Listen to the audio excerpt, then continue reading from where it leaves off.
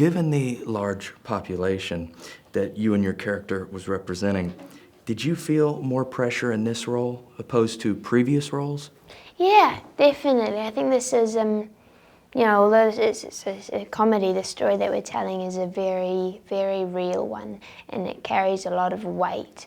And yeah, this character, Elsa, she's representing a large group of people who have been through so many hardships, and it's not something to be taken lightly. So I definitely did feel a lot of pressure and a lot of nerves going into it, and also when it was coming out that I didn't want to offend anybody in any way, or I wanted to do the story justice.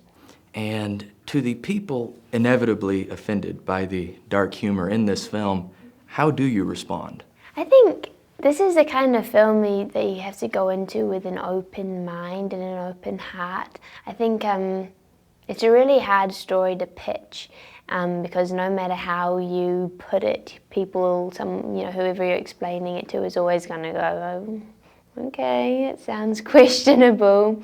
So you just kind of watch it and not go into the film with any preconceived ideas of what it's going to be.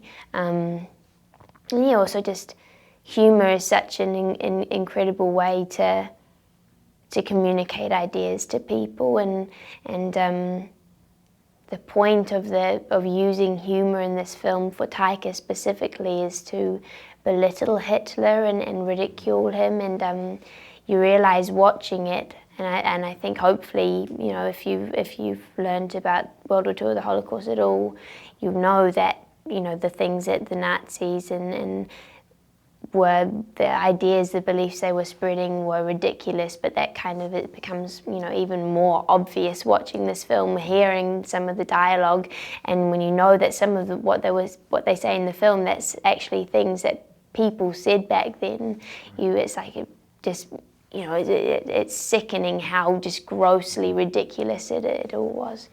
Right, and it's disappointing that people just don't see it for the humor and the satire that it is. Yeah, yeah. If I recall correctly, you were assigned to watch Heathers and Mean Girls in preparation for Elsa, correct? Yes, yeah. So the question I want to know is, did you like Mean Girls or Heathers?